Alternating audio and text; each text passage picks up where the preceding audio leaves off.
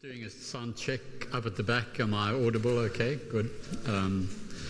It's just gone 3:30, so I think let me put the lights down again.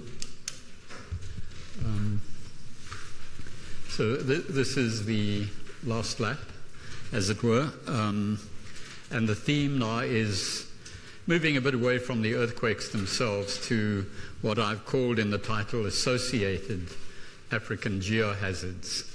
Now, there are lots of hazards associated with earthquakes of another kind other than geo, because very often most people may not be killed over the longer run by building collapse or anything like that, but very often because of collapse, for example, of water and sanitation infrastructure, there may be disease or pestilence. Very often because of disruption of like gas infrastructure, there are fires. And for example, for many years, the San Francisco 1906 event was known as the Great Fire of San Francisco and not the Great Earthquake of San Francisco. I think there was an element of denial there, and those would be kind of techno-hazards. But by associated here, I mean geohazards that are in some way geographically or tectonically connected with earthquakes in or around the African continent. And so the themes, the topics that I'm going to be dealing with after an initial digression are mainly hazards related to kind of fire, which is volcanic, and then those related to water, which are some kind of flood, or we're talking about inland continental drainage disruption events, and then the coastal events related to tsunami. So that's the overall thing. But to begin with some introduction, first of all, this is a digression and is related to a question that I got asked yesterday. And I just thought I'd take, being focused on seismotectonics of Africa and the East African rift system, I've been talking about a geologically quite recent episode, the last 10 to 20 million years mainly, and very often because of what I do in terms of working with satellite systems which haven't been in existence for more than about 30 years, I'm very much concerned with the kind of instantaneous tectonics of what goes on, fault slip, how much rates of plate motion and so on.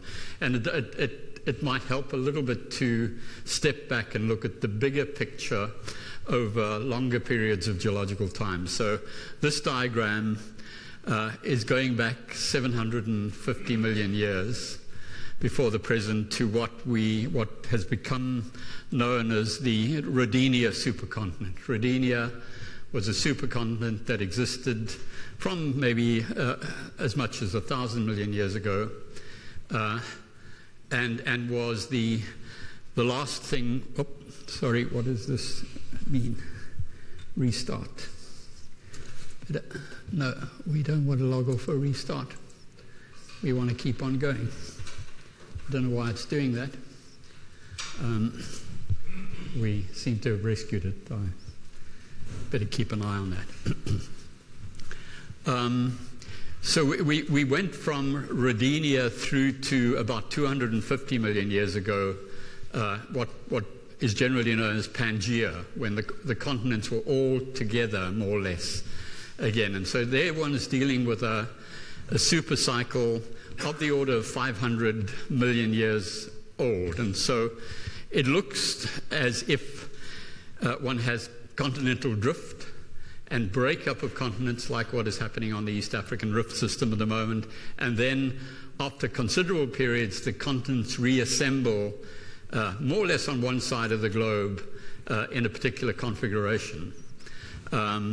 And there's been some argument, there's something called the Wilson cycle, in which people have conceived that, for example, the North Atlantic, that it is rifting away at the moment, but it is doing so on the site of an older ocean called iapetus. And so the concept of a Wilson cycle is that continents rift apart, the crust becomes old enough to begin to subside at one or the other edge, and then they collide back together again. That's what is called the Wilson cycle, and that's regarded as being a rather shorter term cycle than what is configured here.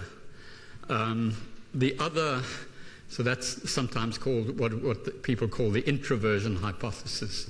The other idea about continents and the way they are moving on the Earth's surface over a longer period of time is that they rift apart, they keep on rifting, the oceans don't close in that configuration, and the whole thing collapses in on itself.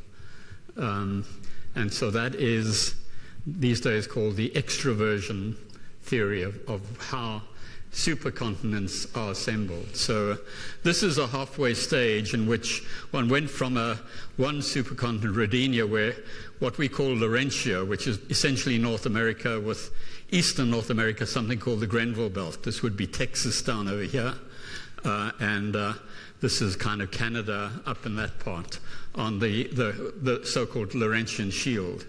Interesting to note, of course, that this is South Africa in an upside-down position, and Texas was south of us at that stage.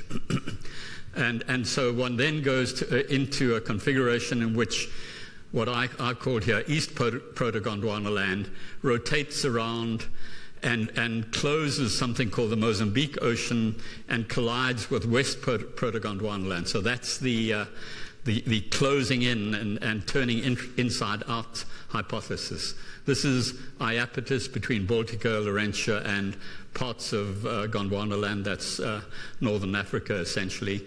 This is southern Africa colliding with parts of Central Africa, and this is kind of Antarctica down over here. And that's the idea. So Gondwana land then assembles, and then the whole thing again moves to assemble Pangaea after that. And we are in a stage now where we are breaking up. And so this is our present-day configuration in a certain kind of projection, which I found and thought it was rather useful because it demonstrates, at least to me, that there still is a supercontinent at the present time. Because here one goes from Australia and New Zealand, the continental bloc, just colliding with Southeast Asia, across Asia, through into Europe, America, across the Bering Straits and so on, down to South America. All of these are pretty much continuous continent, and then all the way into Antarctica with another branch going off into Africa. So that is essentially, in a certain projection, the modern supercontinent between the North Pole over here and the South Pole over here. That's that thing. So, and the idea is that, and this was the question asked yesterday, what's it going to look like in the future? Probably the East African rift system is not going to go very far before other things happen, but this is a speculative future supercontinent.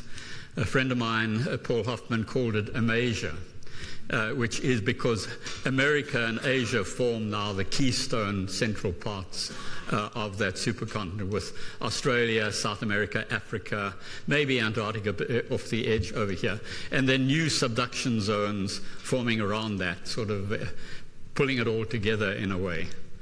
And so that's the idea of where this is all going to end up. Hundreds of millions of years, or at least a couple of 100 million years into the future. So that's the digression. I hope that satisfies the question. So now we come back to again the modern view. So there's our single supercontinent, all essentially tied together, and this being the opening part over here, and the Pacific doomed ultimately all of this to disappear, because it is these are crusts of different ages, the youngest crust being red, Cretaceous, this is tertiary, Cretaceous, late and early being green, and then the Jurassic crust being blue. So this is crust dating from 0 to about 160 million years. This is some of the oldest crust on the planet off that part of East Africa, and also off Northwest Africa and the eastern US. So that's what and essentially that whole cycle is about replacing all of this over time. Oceanic crust is transient. It about as 160 or a little bit more, maybe 180 is about as old as it will ever get. It will then be removed from the face of the earth, and in particular, what's going to remove most of this, I think I've mentioned before. Here we have something quite small, looks very innocent, called the South Sandwich Arc, and that little thing called the Sandwich Plate is the fastest moving bit of territory in this part of the world, even in the whole world. Because essentially that thing, the arc, the trench, is rolling back on the lithosphere. So that's the thing. Trenches don't, and the subducting plates can hinge and roll back on the surface of the earth. And this is rolling back at about 7 or more centimeters a year, whereas the ridge is only spreading at about 3 to 4 centimeters a year. This then consumes the ridge in about 10 million years, and it gets to Cape Town, I think I mentioned, in about 25 million years from here. At which point, essentially, the Pacific subduction system will have invaded the Atlantic and begun to replace everything around here. So that's the way Cape Town is doomed to end. It's going to be overridden by an island arc.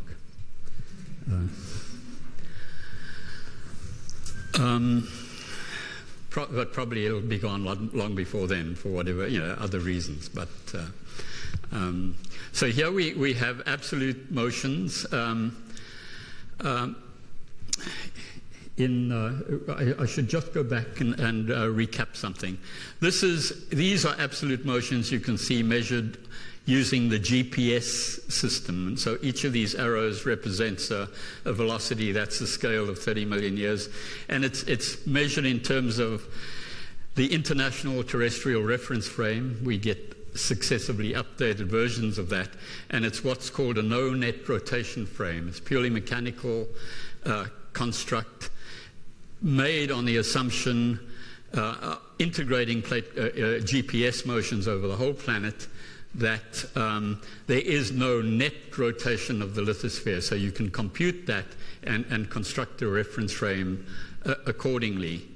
The other kind of reference frame is this one over here, which is related to measuring the rates of migration of volcanoes along oceanic ridge chains. So I think Philip asked me question about the Walvis Ridge. That's the St Helena, or Tristan da Cunha. That's St Helena, Tristan da Cunha, and between that part of Namibia and that place over there, it's on the opposite side of this projection. There is a volcanic ridge, and you can date the age of volcanism along that ridge, and it turns out to be 130 million years here, and it turns out to be 0 at Tristan da Cunha. So from that kind of information, one can get an indication of how the plates have moved over a system of deep so-called plumes or hotspots coming from the deep mantle, and they are moving in an absolute sense over that. And this is a hotspot reference frame. Hotspot, there is in fact a net rotation of the lithosphere measured according to the hotspot frame, relative to the International Terrestrial Reference Frame, and that is because the ITRF depends on the assumption that all plate boundaries have the same forces and forces balance in the surface, on the surface of the Earth. But in fact, big subduction zones, the big Pacific plate margin subduction zones, because they have these deep slabs going down at least 600 kilometers or more, they don't balance. The stresses don't balance at the surface. They have to balance over the whole length of the slab. And it's in what is actually happening is that those slabs are dragging the whole lithosphere westwards. There's a net westward drift, very slow, of the whole lithosphere. So we we are, over the longer term, we have to take account of these kind of dynamic effects. So that again is the kind of, again, some background to what I'll be talking about, because I will be talking a little bit about hotspots and the intraplate volcanism, but not very much, because mostly I'm going to talk about the volcanoes that occur between different parts of the African continent. So here one has, and this may be rather difficult to interpret, the Red Sea coming in up at the top here. This is there's the Red Sea. This is the Afar Triangle down over here. This is the rift coming south from Ethiopia, called the main Ethiopian rift coming in here. And this is an area known as the Afar Triple Junction. Arabia is over on that side, Nubia here, and in between there's something called the Danakil microplate. And this is part of the fastest moving. You will have seen in previous talks I've spoken about the fastest rates of motion across the main Ethiopian rift are about 6 millimeters a year. In this part of the Danakil, they are about between 15 and 20. And this is where you get these big volcanic constructs over here. And in fact, from about here northwards in the Danakil, this is the only probably thick oceanic crust in the East African rift system as it is at the moment. So if one wants to study a place that is like what was happening offshore of Namibia or offshore in the Atlantic over here, the early start of continental separation, this is exactly where it's going on in Africa at the moment. And the Danakil has been pulled out and rotating counterclockwise relative to Nubia, and about a pole which is somewhere up there in the southern Red Sea, and these are the lines of latitude about that pole. In other words, those are what we would call proto-transform directions, these dashed lines. This is the big Eta Ale volcano. I'll be showing a bit more about that. And then we can actually reconstruct Danakil to this part of Africa, this part of Ethiopia, by restoring these belts of older Precambrian rock that exist. So we pull the Danakil plate back until that little edge over there matches up with this little edge over here. So we know exactly how much it has moved. That's several tens of kilometers across that part of the rift there. Okay, so this is where we are looking at. This is what it actually looks like on a digital elevation model. What you can't actually see here, but I'll show you, is that all of this region over here, most of it except for the Eta Ale Ridge, is below sea level. It goes down to about 120 meters below sea level. It's cut off from the Red Sea, and this black line around here is the actual drainage basin. So all of the big rivers coming in off the Ethiopian highlands, like this one, the Regali, which is actually the Eritrea-Ethiopia border, they all end up down in this depression. So it's what we call an endorheic basin. Previously, these rivers might have got through to the Red Sea, but they don't now. And so this is the topography in which the color coding over here, from blues, getting deeper blue, is below sea level, and from greens going up through browns to purples is above sea level. Up at about 2,000 meters above here in the Ethiopian highlands. And these are the so-called Danakil mountains. That's the Danakil block over here. And this is the Eta Ale Massif, which is very broad swell in that part, with the main summits over here in the south. There's another feature called Dalal, which I'll show. And again, this is the Eritrea-Ethiopia boundary. We were working, and these figures were compiled because of work that we were doing up in this area on the Eritrea boundary recently. So there are earthquakes going on there. This is the same kind of map. Again, just the elevations are coded between about, I think, 600 meters above sea level and getting down to minus 120 down in that depression. This area, of course, is where in Africa, over centuries, the salt has come from. So there is still a camel trade up through towards Egypt, and, or there used to be a camel route taking salt to North Africa from these big salt flats down over here. And so this is what it looks like in more detail. Our camp was near this little volcanic vent called Marajo. It was actually an Ethiopian army base because this is still a war zone. And this is Dalal over here. And these are some of the earthquakes that occur. This is actually the main boundary fault. The rift over here is what we call a half-graben. The big fault, as these earthquake epicenters imply, runs up this western side. All of this is bending over at quite low angles towards the fault on the eastern side, with these being the main salt flats, where essentially the Red Sea has evaporated. There's the Red Sea over here, and that is the boundary between this basin and the Red Sea, very short distance, about 10 kilometers, and the level of that divide over there is only about 30 meters. So if you wanted to punch a hole through and pump Red Sea water down into here, it mechanically or engineering-wise wouldn't be that difficult. Dalal is this explosion crater. It formed in 1926. It's quite very spectacular in terms of geysers that have arisen since there. There's no actual volcanic rock there. These are just salt. It's a kind of salt dome explosion crater which exists there. And these are some of the earthquakes that have occurred. This is the main boundary fault, again, along this region over here. This is called Lake Karam. And part of the health, and that's the detail over there. This is, and there was an old salt mining establishment in the 50s over here. Part of our work is picking up on that.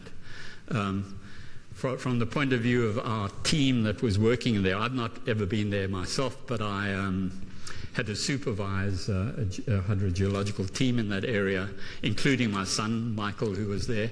Health and safety rules required that if they went beyond the camp or the drilling sites, they had to have an armed escort. So that's his bodyguard. Again, the slope map, the intriguing part of this area is that you can adopt something like a 2-degree slope as your distinction. Anything steeper than 2 degrees on this map is black, and everything less than 2 degrees would be white, except that I've superimposed an elevation color tone on those very flat, less than 2 degree surfaces in this area. So here again, you can see going down to below 100 meters below sea level over here. You can see how sharp the fault boundary is, particularly in the north there. So these are the so-called Dogwa Mountains.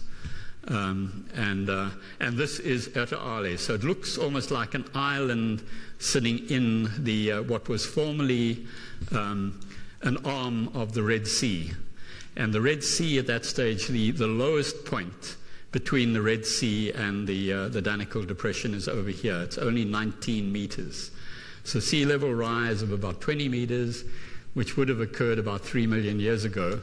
This would have been part of essentially an embayment of the Red Sea. It's now, that has all evaporated, and this is where the big salt flats are. And it's the salt, and particularly the potash salts, which are the important resource there. So again, this is just another view of Eta Ale, Aludalafila, and these, both Aludalafila erupted in 2011, sent a lava flow down to the east, and Eta Ale has been erupting episodically. Well, it has a permanent lava lake up near the summit, but it's been erupting episodically since 2010, and particularly since January last year.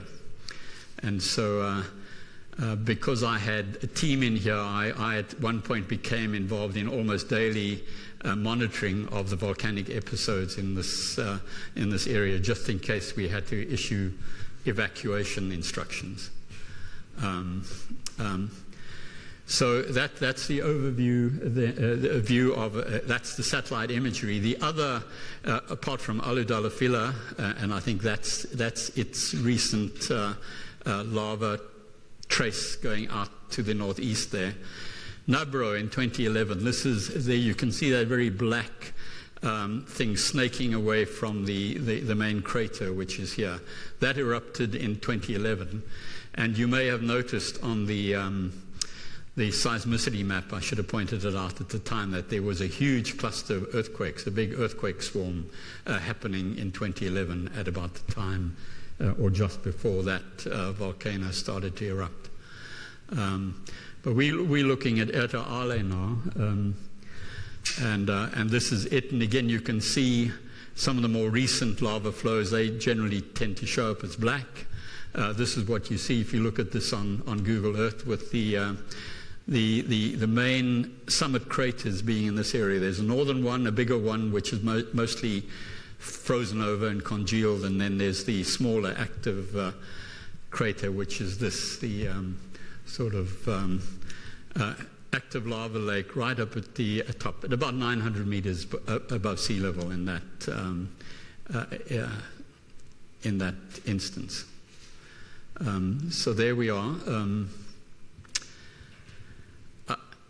We've again, just because we could play around with the recent imagery, we've been experimenting with mapping different ages of lava flows using the Sentinel-2A. These are it's a European Space Agency satellite, which is freely available basically. So we've been playing around, and this is after the 2016 January eruption. That's the crater there showing up as a black vent, and then some of the recent lava flows coming out. They initially came out to the southwest, and subsequently they followed the track down to the east. So the way we were monitoring initially was using, this is a sort of ModVolc website, which is run by the Hawaii Institute for Geophysics and Planetary Science. That's what HIGP stands for. And this is the whole year 2010, when there had been an overflow of the crater, very minor one at that time. So that's showing up as a little gold spot over there. There are lots of thermal anomalies that one gets with this so-called MODIS technology that produce spurious hotspots, and you can see these in this total year image over here. What I was doing was focusing on the very localized area of Eta Ale at the time. This was a January 2016 eruption, and this is June 2016, and that's a comparison between what one saw in the MODIS in the detailed area between January 2016, that's the day, or December 2016, and this is after the eruption in January 2017. So that's the, sorry, just let me get back this is what you can see in January, sorry, that should be Jan, not June 2017. There was a complete overflow of the summit crater, that picture that you saw. And that's been going on ever since. Sorry, I've been going backwards there. This is, again, using Sentinel-2. One can use, it's a 13-channel imagery, and there's something called the shortwave infrared channel, and that's what you saw on the day of the eruption. This is actually a January 19 image of what was actually going on the day that huge thermal anomaly spiked. So the crater started to overflow towards the west and southwest along a kind of fault structure here. Subsequently, what happened was that another vent opened up, a sort of flank vent opened up in that area over here, and then everything started to flow down towards the east. And this is what one has seen. These days I don't do that individually myself, because since then there's a team at the universities of Florence and Turin who do this all the time on a daily basis, so you can visit their website, the Morova website, and get this kind of information practically in near real time. That's what it's basically about. So this is what they call the radiance map, the daily radiance figures coming out. There's January the 17th, the big spike in the eruption. It settled down, then it swelled up, and then it's been slowly declining ever since. So we're in a kind of phase of decline now. This is the last month. But what has been happening is that the distance away from the center, you can see how from zero, this is the actual site of the summit crater, the lava flows gradually went down the eastern flank, and they've reached a maximum on the salt flats of about 15 to 20 kilometers away from the vent. And so that's that point over there relative to the vent up there. And that's the kind of picture. So here you can see the thermal anomaly right on the edge of the eastern side, and the salt flats down in that part. So this is quite interesting just shows you how these days we're looking at volcanic hazards. One can begin on a practically daily basis to monitor what's going on in quite great detail with the kind of imagery that we have now. So the next point, I'm going to move down to some of these things within the African continent. So one has an intraplate so-called Cameroon volcanic line, which may be a developing rift system, but then this is pretty much still part of the rigid Nubia plate. The key feature about Nios, which is that little crater up in northern Cameroon, is that several hundred people were killed there very silently overnight by carbon dioxide, because these are crater lakes which build up CO2 in the base, and then depending on what happens, if there's an earthquake, there can be an overturn. All of that, essentially what you have is hundreds of meters of soda water at the bottom, and that will suddenly become effervescent. You have this huge plume of like champagne type spouting out, and carbon dioxide will then just flow over the crater, down the valleys, and essentially every village that was down the stream leading from that crater was just overwhelmed. People were asphyxiated in their sleep, people and animals, by CO2. One of the big hazards, volcanic hazards in Africa, and again associated with a more earthquake-prone western rift, is this area around the so-called Virunga volcanic province. And the Virunga volcanoes are up over here. This is where, of course, all the mountain gorillas are. And Nyiragongo is that, and there's another one, Nyamulagera, up over there. But this is Lake Kivu, with the town of Goma on its northern flank. So there a few million people settled on the banks of Lake Kivu, but Lake Kivu is also saturated below a certain level with both carbon dioxide and methane. They are trying to reduce the levels of saturation by actually using methane to power a power station in the southern part of Lake Kivu, but this remains a very big threat, because there is evidence from the geology in this area for previous episodes of lake overturn in Lake Kivu. And if that happens, if Kivu goes effervescent, it won't be some hundreds of people who die as at Lake Nios. The death toll will be very, very considerable, maybe in the millions. So that's one of the big earthquake-related hazards in Africa that's important to keep an eye on. As I say, the potential for catastrophic degassing of very large volumes of CO2 and methane. and up to about 2 million people may be affected.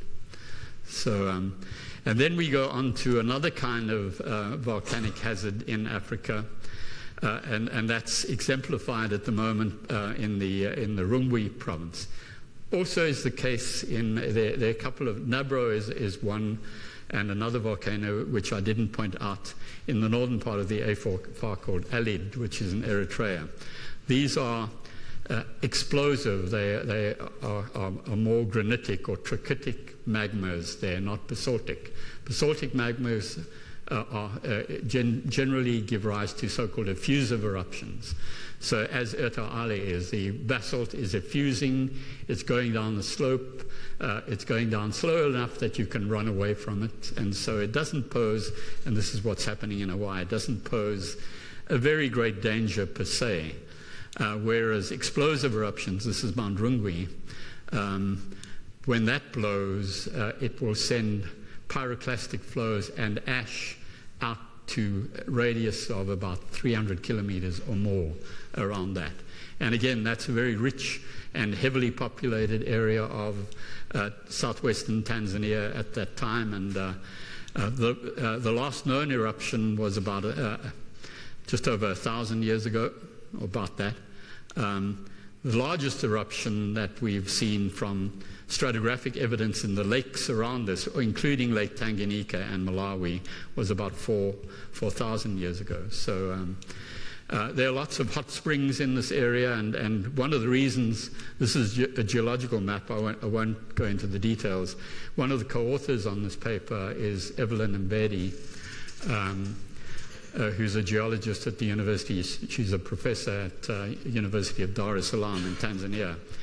She actually grew up in this area, and one of the things that's of concern to her is that she knows of hot springs in this area that she would swim in when she was a child, but she can't do that anymore because they've got steadily hotter and hotter. So she is worried that the Rungwe is actually heating up and and magma is moving, and it may get ready to blow. And so we know a lot about Rungwe and its history from the lake. The people have drilled into the lakes, particularly one Lake Musoko, which is just to the south of the main Rungwe Massif. And they've reconstructed and dated over the last 20,000 years the actual episodes of ash deposition. And here's the so-called Rungwe pumice at about 4.3 thousand years. And that can be tracked into 150 kilometers, 115 kilometers away in the northern parts of Lake Malawi. And likewise, there's another about 10 to 12,000 near the Kitolo pumice, which can be matched in 350 kilometers away in parts of Lake Tanganyika. So these very big eruptions going one way or the other, depending on which way probably the stratospheric winds are going at the time, are a very big hazard. And that is something that certainly the Tanzanian authorities are very concerned about, is what might happen at Rungwe, because it is a very important area. So, sorry.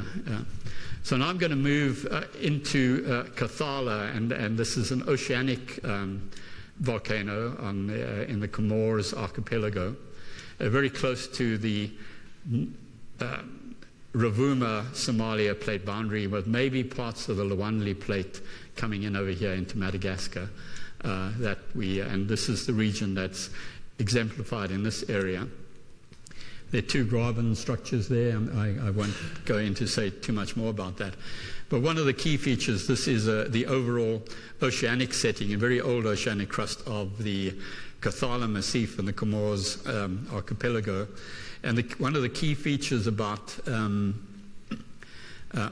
Comores, and the capital Moroni is down over here, is there is extensive evidence in this part for big submarine slumping and collapses of the volcanic massif. This is a very, very big volcano, so the potential for inducing turbidites and tsunamis off the western side of Kathala is probably a significant one, but I'll come back to that later.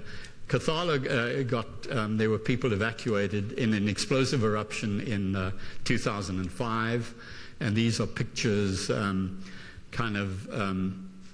the so-called Chungo Chahale crater, what it looked like in 2005 April, whereas what it looked like before in August 2002.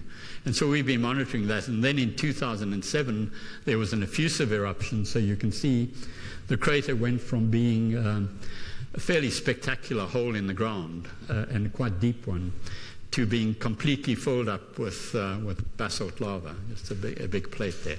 At that point, it stopped. There was a big concern that it would continue to overflow and produce dislocations in the villages below, but it didn't. So I was lucky to be able to. In fact, I got helicoptered to the top of Kathala during a workshop that we had there, and so at that point we were looking: is Kathala part of some kind of hotspot?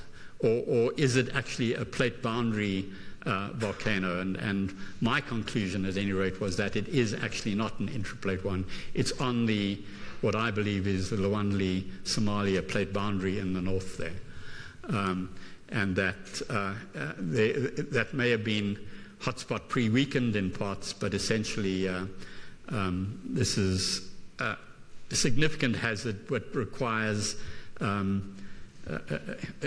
a different kind of assessment than had been previously applied. So again, we've been looking, and this is one of the reasons why we did the studies in Madagascar, to start tracking what the motions across this region were. And this is Gerard Rambalamanan. He's the head of geophysics in Antananarivo, and this is his map showing the larger earthquakes extending between Kathala into northern Madagascar, the Nosy Bay area, and down into central Madagascar, and then down to the south, which is where we did our study. So Nosy Bay is a recent volcanic area up over here. This is one of the volcanic areas in the north central Madagascar. And then the interesting part to the west of Antananarivo, that's the capital over there. There's this area of lakes. It's called the Lake Itazi area. And here you get up to, well, nearly 100 cinder cones. These are unnumbered, IT1 through to IT98, I think. And I was mapping these at the time, at about shortly after I'd come back from seeing these, when we were putting in one of our stations. And so clearly what's happening here is that these cinder cones are lined up over a big crustal dike that's been intruded in, that hasn't come out in any major volcano yet, but a lot of small little cinder cones are lined up on surface above that. And then in this region over here, this is the so-called Ankaratra volcanic field, and that there are some substantial volcanic flows down in that area. So these are the things. That brings to an end the volcanic side of the kind of geohazards that we're dealing with. I showed this diagram yesterday to illustrate that where you have a rift which is tramping across a major river system like the Zambezi coming down here, the potential for so-called earthquake megafloods, that sudden movements along the boundary fault may dam the river and build up a lake on what we would call the hanging wall side of the fort, the part that's subsided, before that lake then begins to overspill and then erodes back through the fort and reestablishes the river again. So we have reason to believe that may have happened some unknown time ago in that area. And similarly, further south over here along where the Limpopo comes down, I pointed out in the rift area along what we call the Urongos protoswell, there is proto-rift swell. There is the Paleo-Changani River has been disrupted by by the rift faults in that zone. That's where this gas pipeline goes through. That's the blue line.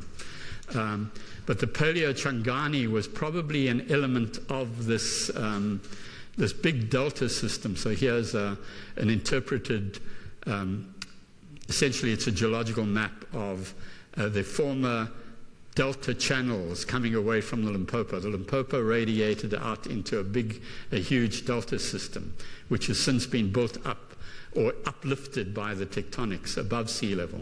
Currently, the Limpopo, which is essentially a shadow of its former self, runs down over here.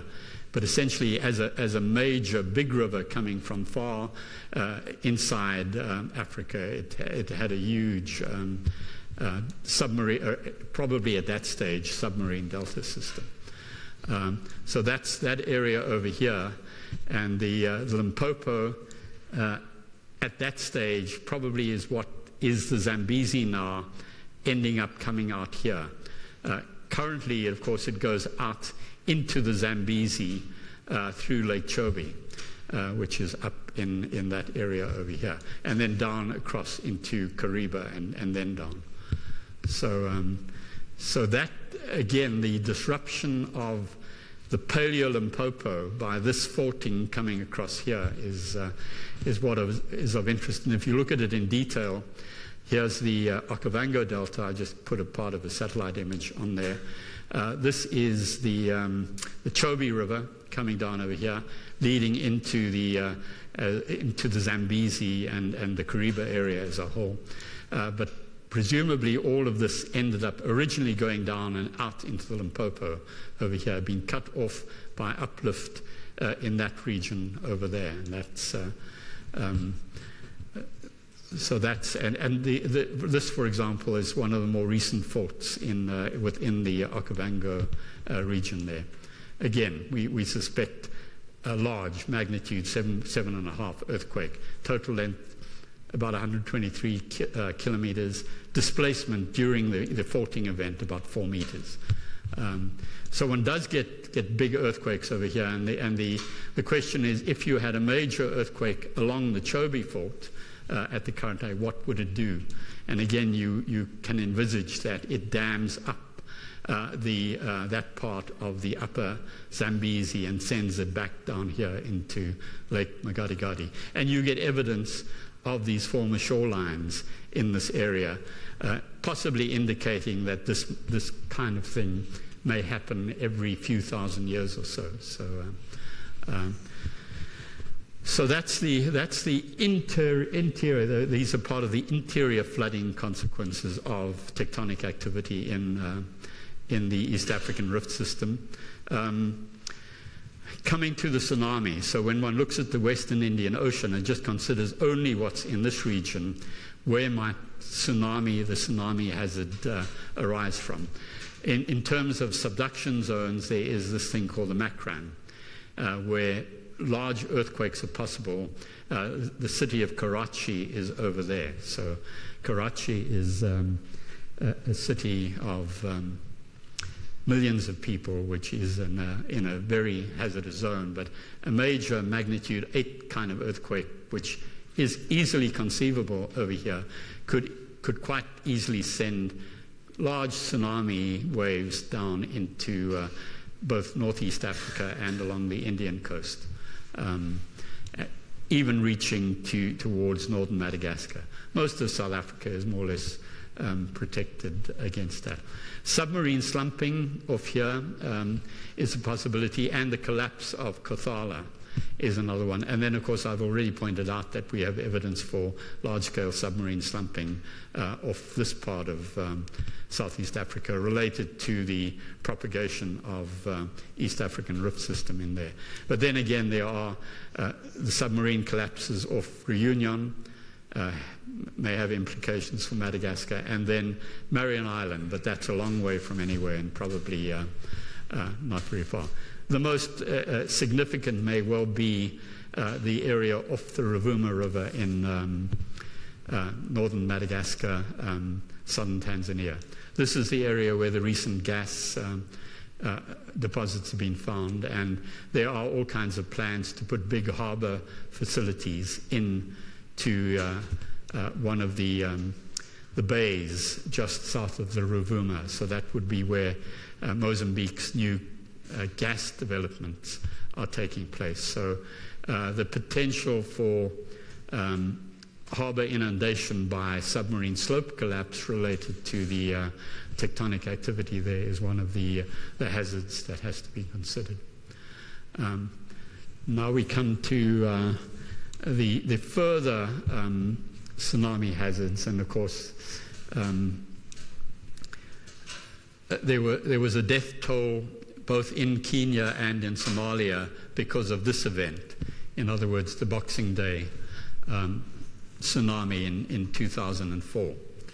And these are the amplitudes of the waves that are modeled from this event. You can see it was mostly directed eastwards in this instance, with the biggest effects on the coast of Africa being along the Somalia coast. There were actually 2 fatalities in South Africa. They were the furthest fatalities of this event in the Eastern Cape. One at Blue Water Bay, just off Port Elizabeth, and the other one in the Buffalo River. These are swimmers who happened to be in the wrong place at the wrong time, and so quite coincidental. So this is a time propagation map, and each of these is an hour interval, or maybe it's 2 hours. No, but so these are arrival times after origin time at the earthquake epicenter. So around about here, these are coming in about 9 hours afterwards. It was 11 hours and so after origin at Richards Bay. About nearly 7 hours at Port Louis in Mauritius. So that's the way these waves propagate over the Indian Ocean. And the arrivals in South Africa were picked up by the tide gauge system. So we had a Richards Bay, East London, Port Elizabeth, and the most spectacular effects were those at Port Elizabeth. But you can see on all of these, the tsunami is seen. And you will see that a tsunami is not just a single wave. And very often the first wave is not the biggest wave. So the biggest waves come in sometimes an hour or 2 after the first waves arrive. And then you can see, particularly at Port Elizabeth, the way the whole harbour essentially and the bay were just resonating for days. Here's the 27th, it was Boxing Day 26, quite early on, 27th, 28th, 29th. Port Elizabeth Harbour was still ringing somewhat 2 to 3 days after the first arrivals. And what you see down in the photograph, just let me putting up this, by the way, is an amplification. These are tide detrended. What you don't see over here is the way these the tide is affecting this. So we have roughly a 2-meter tidal amplitude, and the amplitude of these waves is getting up to 1.5, 2 meters. So if it comes in on high tide, we're talking all of a sudden 4 meters above usual sea level. Fortunately, it didn't. In Port Elizabeth, it came in after high tide, when tide was falling, and so the tide gauge actually went off scale for a while at that point, because in fact, even though this was the higher wave when you detrend the tide, it didn't reach the same level as that because tide was falling between then and then. So Port Elizabeth was quite fortunate in that, but this was at that point, the highest level reached in the harbour when the tide gauge actually went off scale. We measured, by we I mean Emil Okal, who's a very prominent Chicago seismologist. Emil and I went and got this photograph from an NSRI person, Gavin Riddle, who was involved then with rescues that same day. But this is where the peak wave reached at that point over there. This was about I'm trying to read those figures, about 1.5 meters above normal tide. And you can see the ships over here are all straining at their, if it had gone any higher than this, or if the tide had been high when the wave came in, probably a lot of ships would have lost their moorings. So this ship was being keeled over, almost being heeled towards the wharf over here. This car was then later on pulled out as the wave receded. So we know what the measurement was, because we could see on this particular little bucky what level the water had reached at that point. And this was taken at the highest point of the tsunami wave. These are long period waves. They come in with a period of some tens of minutes. So essentially what it seems like is that the tide is going in and then out, and in and out on about a half-hour kind of cycle. It's not like you have big crashing waves coming in all the time. It's just this rise and fall. That's why they were originally called tidal waves. So the next key thing is where is there another? This is where along what we call the Sumatran megathrust. This is where the big 2004 earthquake occurred. It ruptured all the way from this Andaman region down through to this region over here, and it was actually rupturing through the former rupture zones of some fairly large magnitude 7 type earthquakes, all the way down here to 1841. This was a big 1833 rupture, and this was a 2000 rupture. So the big concern, and it remains I guess you would call it the shoe that's still got to fall, is what we call the Mentawai segment over here. This is the earthquake epicenters around the Mentawai, and this is what we mean when we speak of the so-called Mentawai gap. There's a substantial part of this which, at least this time where I assembled the data, had not ruptured yet, and this is the part that is still expected to go. And the key, and this is a model, simulated model of what will happen. Rather than everything going directly eastwards, it'll be directed southwestwards towards South Africa. So there's a substantial concern in these parts of the Indian Ocean for a future event off the Mentawai segment. And this is the point here. This is drawn at right angles to the Sumatra, and that's the Great Circle. And pretty much it's aimed directly at Port Elizabeth. So this is Emil Akal, and we've collaborated in, first of all, modeling what happened in 1833. Clearly there are no particular reports about events, but there would have been some small effect over here. We're talking about less than a half a meter amplitude. But this is the amplitude before it gets amplified on the shallow continental shelf. If we assume that there is going to be a big full Mentawai rupture right from 1841 down to 2000, taking all of those in, and it's going to be another magnitude 9 event, then there will be more substantial impacts, everything directed straight over here with substantial effects in Port Elizabeth. Something at least similar to what we saw in those pictures from 2004. So people are still reassessing what's going on there, and the future seismic potential of the Mentawai segment. Essentially, they are saying the slip deficit is about the same now that it was prior to 1797, which was another previous big event. And so essentially, this is still an area we have to worry about. The other area that we in this part of the world have to worry about is Again, this is a study that Emil Akal initiated on the South Sandwich event, but there was a big magnitude 8 event there, June 1929, and it wasn't a thrust event. This was what we call an outer arc. Because the trench is rolling back so fast, the outer arc rise before the trench is being rifted apart locally at times.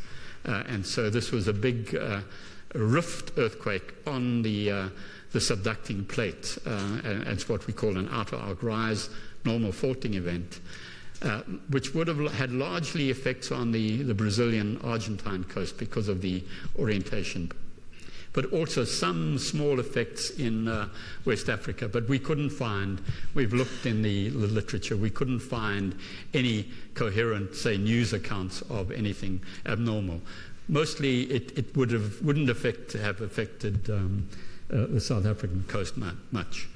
But what we have done is looked at the alternative of a proper subduction thrust event of about the same size, magnitude 8, down in the southern part of the South Sandwich. And in this case, there are rise features on the seafloor which focus the tsunamis waves into the Cape Coast. So it looks as though there is a potential tsunami threat to this part of South Africa from that.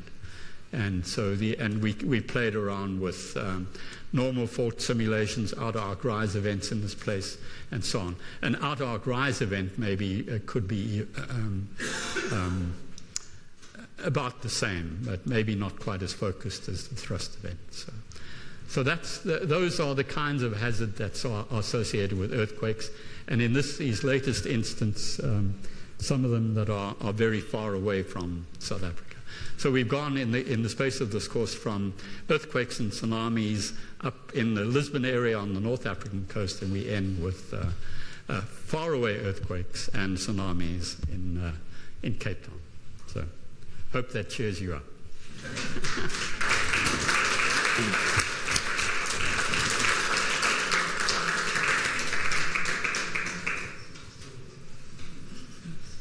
Yeah. Okay. I would like to thank Dr. Martinelli for a fascinating series on movement in Africa, all around Africa, and what we could expect perhaps in the future of Africa if we live long enough. Some of his slides are so full of information that one cannot absorb it in a brief moment that he's shown us his slides. So I do hope that we will, in the near future, have time to sit and think and look at his slides yet again on the internet. Yeah. Is that possible that we might on the internet? I've spoken to Fanula Darling about making PDF copies of all of these in some way, whether they're handout type format or full slide format, and loading them on the website. And so I'll be talking to her again about that, and maybe early next week we'll see what can be done about that. Apparently, I understand that these things are all being recorded, and there may be even YouTube versions of this at some stage. So, now thank you very much on behalf of all of us. Thank you. Fine. Thank you.